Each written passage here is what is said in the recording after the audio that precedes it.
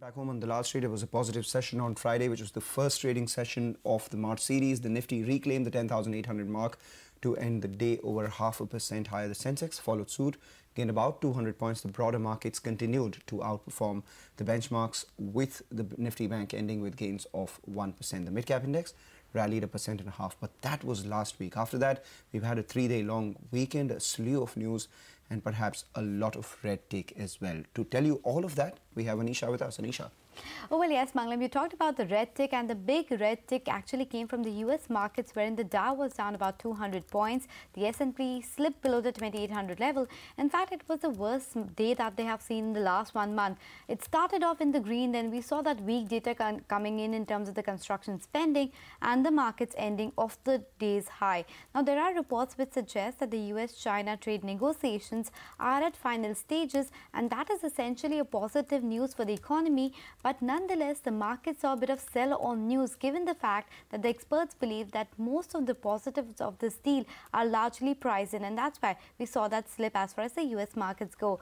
European markets, as we were telling you, ended a tad bit mixed. The German DAX underperformed, and the Brexit uncertainty really remains the key talking point across Europe. We saw the FTSE ending around 0.4% higher. Asia this morning is largely lower. We were talking about how the Chinese premier made statements at the National People's Congress, and he talked about how the 2019 GDP growth target has been brought down to 6 to 6.5%. versus 6.5% earlier.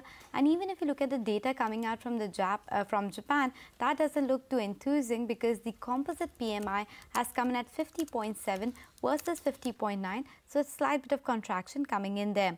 Crude, however, in the global Q setup is largely steady at $65 per barrel, and SGX Nifty, as Manglam was pointing out, compared to the futures, is suggesting a cut of around 80 to 90 points. However, on the on the optics, it looks like it's down about 23 points. The domestic cues for today are largely stable, because the Indo-Pak tensions have come down after the return of Wing Commander Abhinandan. However, on the flip side, there is this brewing concern about the US-India trade issues, because remember, the US president has written to the Congress saying that they're looking to end the preferential trade treatment given to India, and the SGX Nifty might be suggesting a bit of downtick because of that MSCI rebalancing as well.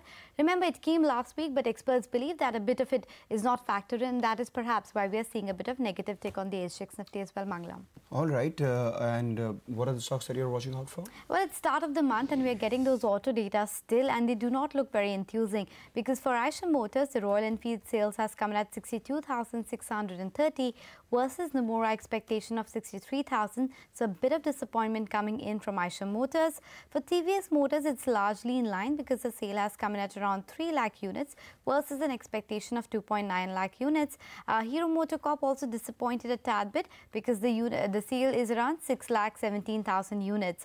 Moving on to Central Bank, which is in focus, because reports suggest that it is looking to sell NPAs over 3,000 crores. So this is something to keep on your radar. The accounts includes like SR Group, etc. So keep an eye out on Central Bank and trade today.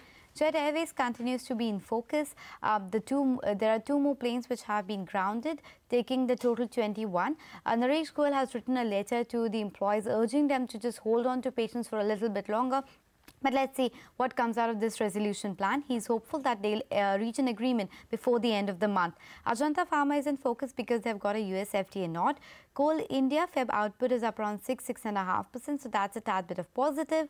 ICICI Bank are just a small bit of news, because they have picked up some 10% stake in Kisan Rural Finance, and this is for a cash consideration of 17 crores. So not a big deal at all, but just putting it on notice. Info Edge will be in focus, because Zomato has agreed to sell the UAE food delivery business for around $172 million.